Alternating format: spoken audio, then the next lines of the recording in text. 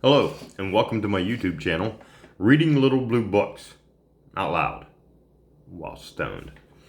Today, we're going to do part 4 of Little Blue Book number 57, entitled Rip Van Winkle and Other Stories, written by Washington Irving. And I will put a disclaimer in this one. There are some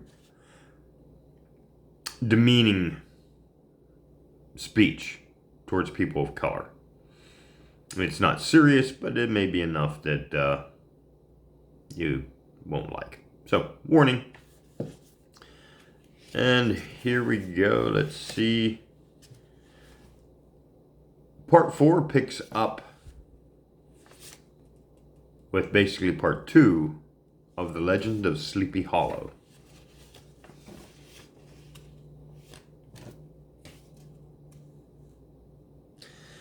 The neighbors looked upon him with a mixture of awe, admiration, and goodwill, and when any madcap prank or rustic brawl occurred in the vicinity, always shook their heads and warranted Brom Bones was at the bottom of it.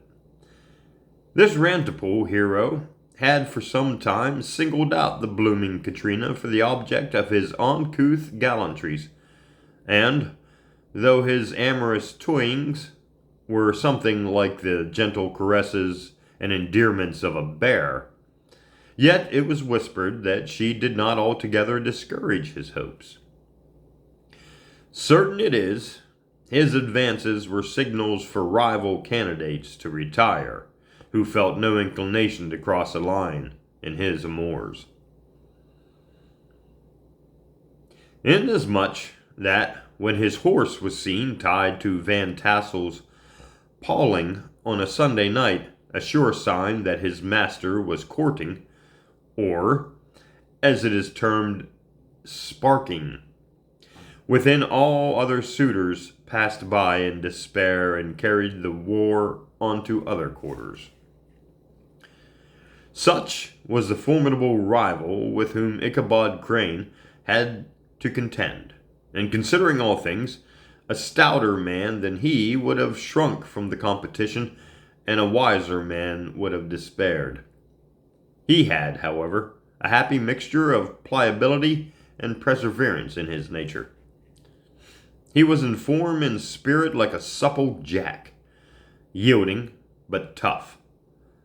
Though he bent, he never broke, and though he bowed beneath the slightest pressure, yet the moment it was away, jerk, he was as erect and carried his head as high as ever.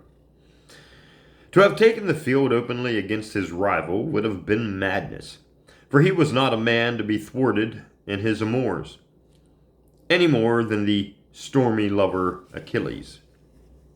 Ichabod,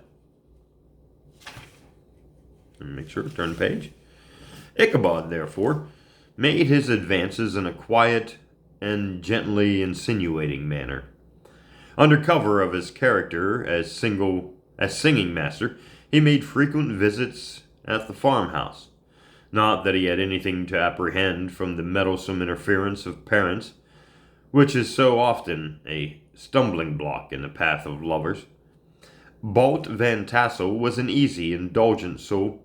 He loved his daughter better even than his pipe, and, like a reasonable man and an excellent father, let her have her way in everything.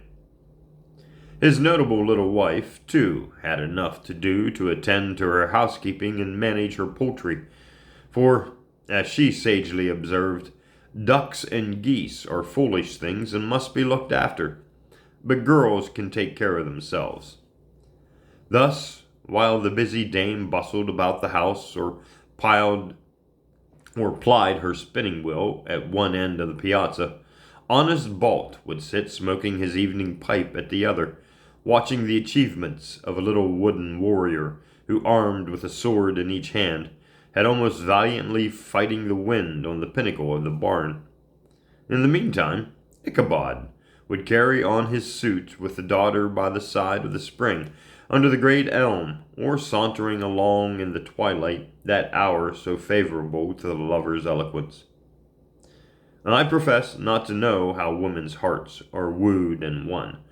To me, they have always been matters of riddle and admiration. Some seem to have but one vulnerable point or door of access, while others have 1,000 avenues and may be captured in 1,000 different ways. It is a great triumph of skill to gain the former, but still greater proof of generalship to maintain possession of the latter. For a man must battle for his fortress at every door and window. He who wins 1,000 common hearts is therefore entitled to some renown. But he who keeps undisputed sway over the heart of a coquette indeed a hero. Certain it is, this was not the case with the redundable Brom Bones, and from the moment Ichabod Crane made his advances, the interest of the former evidently declined.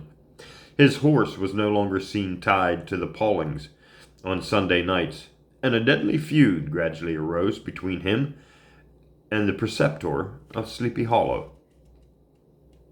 Brom, who had a degree of rough chivalry in his nature, would fain have carried matters to open warfare, and have settled their pretensions to the lady according to the mode of those most concise and simple reasoners, the knights errant of yore, by single combat.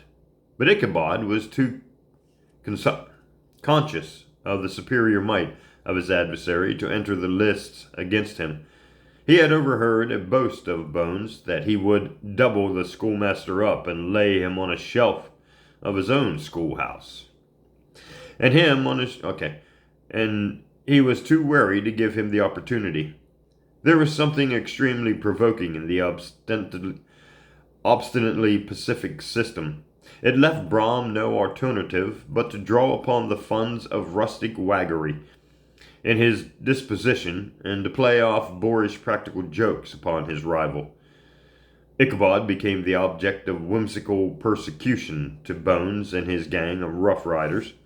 They harried his hitherto peaceful domains.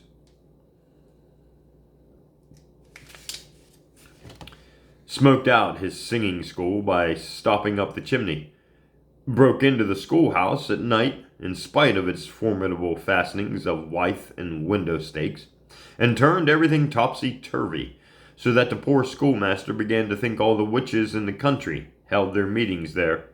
But, what was still more annoying, Brom took all opportunities of turning him into ridicule in presence of his mistress, and had a scoundrel dog whom he taught to whine in the most ludicrous manner, and introduced as a rival of Ichabod's to instruct her in psalmody. In this way matters went on for some time without producing any material effect on the relative situation of the contending powers. On a fine autumnal afternoon, Ichabod, in pensive mood, sat enthroned on the lofty stool whence he usually watched all the concerns of his little literary realm. In his hand he swayed a ferule, that scepter of despotic power, the birch of justice, reposed on 3 nails behind the throne, a constant terror to evildoers, while on the desk before him might be seen sundry contraband, articles and prohibited weapons detected upon the persons of idle urchins, such as half-munched apples, pog guns, whirligigs, fly-catchers, and whole legions of rampant little paper gamecocks.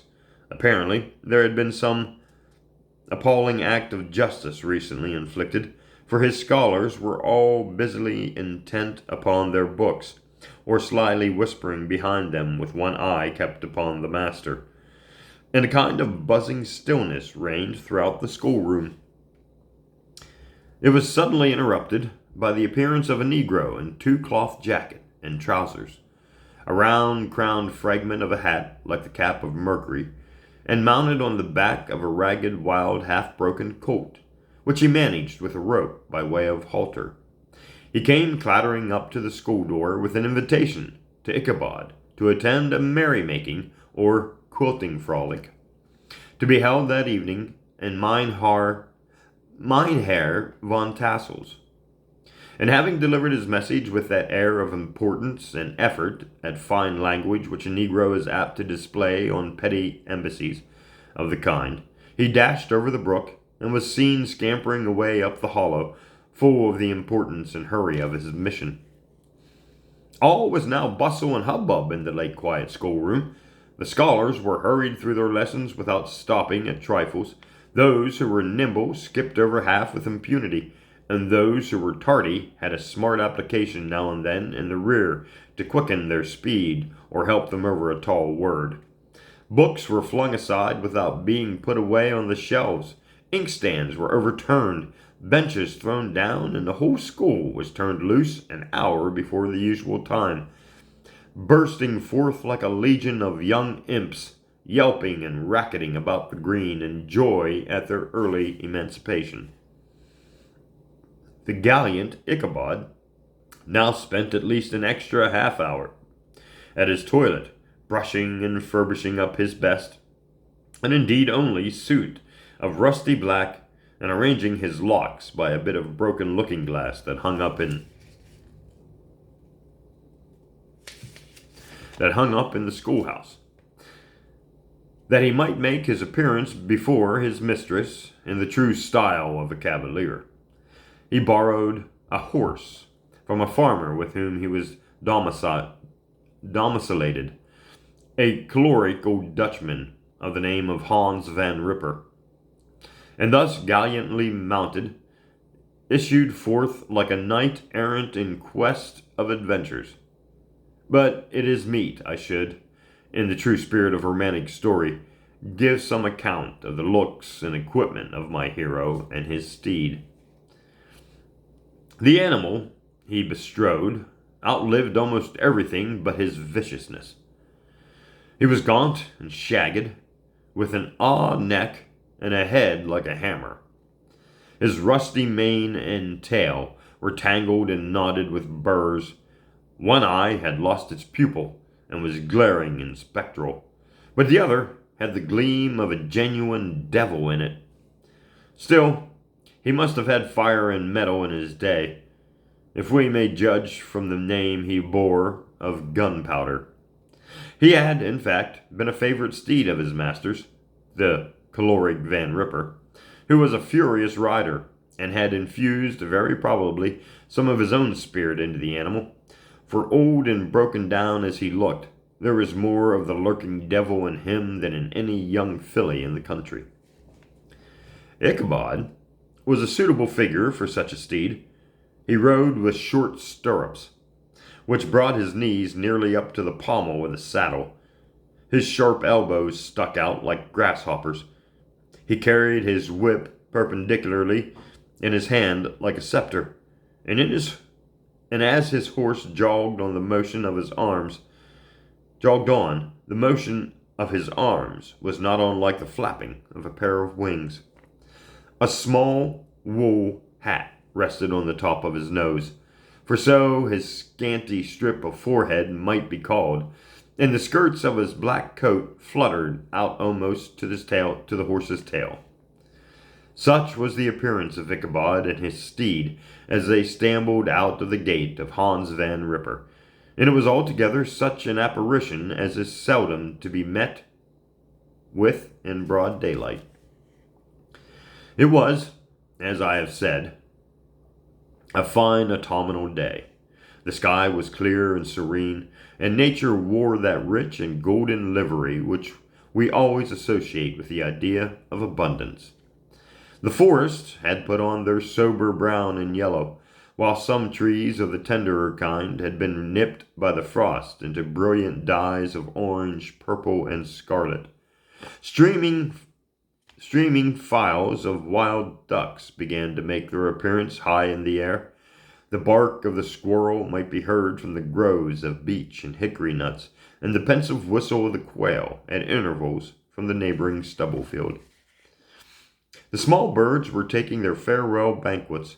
In the fullness of their revelry, they fluttered, chirping and frolicking from bush to bush and tree to tree, capricious from the very profusion and variety around them.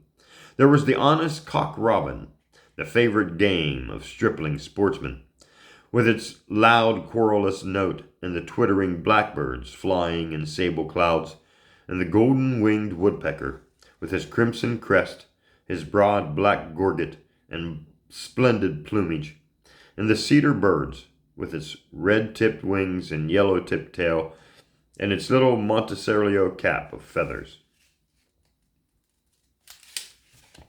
And the blue jay, that noisy coxcomb in his gray light blue coat and white underclothes, screaming and chattering, bobbing and nobbing, and bowing and pretending to be on good terms with every songster of the grove.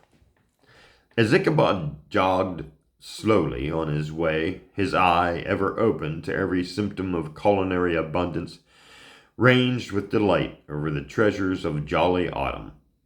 On all sides he beheld vast stores of apples, some hanging in oppressive opulence on the trees, some gathered into baskets and barrels for the market, others heaped up in rich piles for the cider press.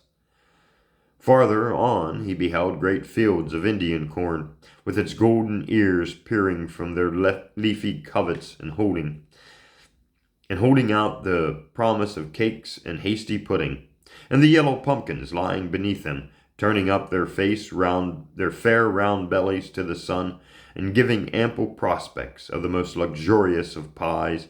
And anon he passed the fragrant buckwheat fields, breathing the odor of the beehive, and as he beheld them, soft anticipations stole over his mind of dainty slapjacks, well buttered and garnished with honey or treacle by the delicate little dimpled hand of Katrina Van Tassel.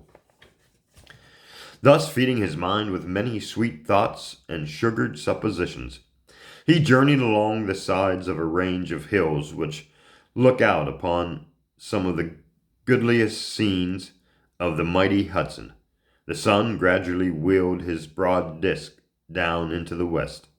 The wide bosom of the Tappan Zee lay motionless and glassy, excepting that here and there a gentle undulation waved and prolonged the blue shadow of the distant mountain. A few amber clouds floated in the sky, without a breath of air to move them. The horizon was of a fine golden tint, changing gradually into a pure apple green, and from that into the deep blue of the mid-heaven. A slanting ray lingered on the wood crests of the principles that overhung some parts of the river, giving greater depth to the dark gray and purple of their rocky sides. A slope was loitering in the distance, dropping slowly down with the tide, her sail hanging loosely against the mast, and as the reflection of the sky gleamed along the still water, it seemed as if the vessel was suspended in the air. It was toward evening that Ichabod arrived at the castle of Herr von Tassel, which he found thronged with the pride and flower of the adjacent country. Old farmers, a spare, leathern-faced race of homespun coats and breeches, blue stockings, huge shoes, and magnificent pewter buckles. Their brisk, withered little dames in close-crimped caps, long-waisted short-coats, homespun petticoats, with scissors and pincushions and gray calico pockets hanging on the outside. Buxom lasses, almost as antiquated as their mothers, excepting where a straw hat, a fine ribbon, or perhaps a white frock, gave symptoms of city innovation. The sons, in short square-skirted coats with rows of stupendous brass buttons, and their hair generally coiffed in the fashion of the times, especially if they could procure an eel-skin for the purpose, it being esteemed throughout the country as a potent nourisher and strengthener of the hair. Eel-skin. Never heard of that one. Brom Bones, however, was the hero of the scene, having come to the gathering on his favorite steed, Daredevil, a creature like himself full of mettle and mischief, and which no one but himself could manage. He was, in fact, noted for preferring vicious animals, given to all kinds of tricks, which kept the rider in constant risk of his neck, for he held a tractable, well-broken horse as unworthy of a lad of spirit. Excuse me. Nope, need a drink. Just a bit parched.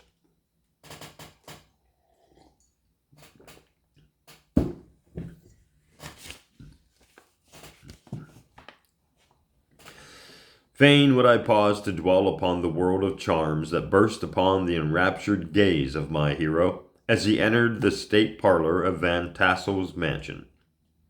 Not those of the bevy of buxom lasses with their luxurious display of red and white, but the ample charms of a genuine Dutch country tea table in the sumptuous time of autumn. Such heaped up platters of cakes of various and almost indescribable kinds, known only to the experienced Dutch housewives. There was the doughty donut, the tender, oily koek, and the crisp and crumbling cruller, sweet cakes and short cakes, ginger cakes and honey cakes, and the whole family of cakes. And then there were apple pies and peach pies and pumpkin pies, besides slices of ham and smoked beef, and moreover, delectable dishes of preserved plums and peaches and pears and quinces, not to mention broiled shad and roasted chickens, together with bowls of milk and cream, all mingled higgledy-piggledy, pretty much as I have enumerated them, with a motherly teapot sending up its clouds of vapor from the mist. Heaven bless the mark! I want breath and time to discuss this banquet as it deserves, and am too eager to get on with my story. Happily, Ichabod Crane was not in so great a hurry as his historian, but did ample justice to every dainty. He was a kind of thankful creature, whose heart, dilated in proposition as his skin, was filled with good cheer, and whose spirits rose with eating as some men's do with drink. He could not help, too, rolling his large eyes round him as he ate, and chuckling with the possibility that he might one day be lord of all this scene of almost unimaginable luxury and splendor. Then, he thought, how soon he'd turn his back upon the old schoolhouse, snap his fingers in the face of Hans Van Ripper and every other nasty patron, and kick any itinerant pedagogue out of doors that should dare to call him comrade. Old Baltus Van Tassel moved about among his guests with a face dilated with content and good humor. Round and jolly as the harvest moon, his hospitable attentions were brief but expressive, being confined to a shake of the hand, a slap on the shoulder, a loud laugh, and a pressing invitation to fall to and help themselves. And now the sound of the music from the common room or hall summoned to the dance. The musician was an old gray-headed Negro who had been in the itinerant orchestra of the neighborhood for more than half a century. His instrument was old and battered as himself. The greater part of the time he scrapped on 2 or 3 strings, accompanying every movement of the bow with a motion of the head, bowing almost to the ground and stamping with his foot whenever a fresh couple had to start. Ichabod prided himself upon his dancing as much as upon his vocal powers. Not a limb, not a fiber about him was idle, and to have seen his loosely hung frame in full motion and clattering about the room, you would have thought St. Vitus himself, that blessed patron of the dance, was figuring before you in person. He was the admiration of all the Negroes who, having gathered of all ages and sizes from the farm and the neighborhood, stood forming a pyramid of shining black faces at every door and window, gazing with delight at the scene, rolling their white eyeballs and showing grinning rows of ivory from ear to ear. How could the flogger of urchins be otherwise than animated and joyous? The lady of his heart was his partner in the dance, and smiling graciously in reply to all his amorous oglings, while Brom Bones, sorely smitten with love and jealousy, sat brooding by himself in one corner. When the dance was at an end, Ichabod was attracted to a knot of the sager folk, who, with old Van Tassel, sat smoking at one end of the piazza, gossiping over former times and drawing out long stories about the war. This neighborhood, at the time of which I am speaking, was one of those highly favored places which abound with chronicle and great men. The British and American line had run near it during the war. It had therefore been the scene of marauding and infested with refugees, cowboys, and all kinds of border chivalry. Just sufficient time had elapsed to enable each storyteller to dress up his tale with a little becoming fiction, and in the indistinctiveness of his recollection, to make himself the hero of every exploit. There was the story of Doffieu Martin, a large blue-bearded Dutchman, who had nearly taken a British frigate with an old iron 9-pounder with a mud breastwork, only that his gun burst at the 6th discharge, and there was an old gentleman, who shall be nameless, being too rich, a mynheer to be lightly mentioned, who, in the Battle of White Plains, being an excellent master of defense, parried a musket ball with a small sword, insomuch that he absolutely felt it was round the blade and glanced off the hilt, in proof of which he was ready at any time to show the sword, which with the hilt a little bent. There were several more that had been equally great in the field, not one of whom but was persuaded that he had a considerable hand in bringing the war to a happy termination. But all these were nothing to the tales of ghosts and apparitions that succeeded. The neighborhood is rich in legendary treasures of the kind. Local tales and superstitions thrive best in these sheltered, long-settled retreats, but are trampled underfoot by the shifting throng that forms the population of most of our country places. Besides, there is no encouragement for ghosts in most of our villages, for they have scarcely had time to finish their first nap and turn themselves in their graves before their surviving friends have traveled away from the neighborhood, so that when they turn out at night to walk their rounds, they have no acquaintances left to call upon. This is perhaps the reason why we so seldom hear of ghosts except in our long-established Dutch communities. The immediate cause, however, of this prevalence of supernatural stories in these parts was doubtless owing to the vicinity of Sleepy Hollow. There was a contagion in the very air that blew from that haunted region. It breathed forth an atmosphere of dreams and fancies infecting all the land. Several of the Sleepy Hollow people were present at Van Tassel's, and, as usual, were doling out their wild and wonderful legends.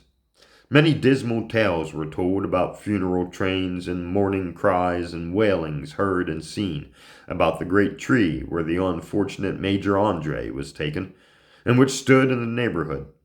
Some mention was made also of the woman in white that haunted the dark glen at Raven Rock, and was often heard to shriek on winter nights before a storm, having perished there in the snow.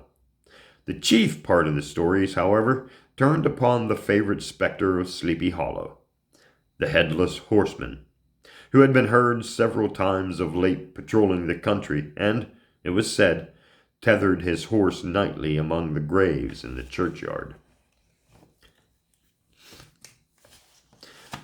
The sequestered situation of this church seems always to have made it a favorite haunt of troubled spirits. It stands on a knoll surrounded by locust trees and lofty elms, from among which its decent whitewashed walls shine modestly forth, like Christian purity beaming through the shades of retirement. A gentle slope descends from it to a silver sheet of water bordered by high trees, between which peeps may be caught at the blue hills of the Hudson.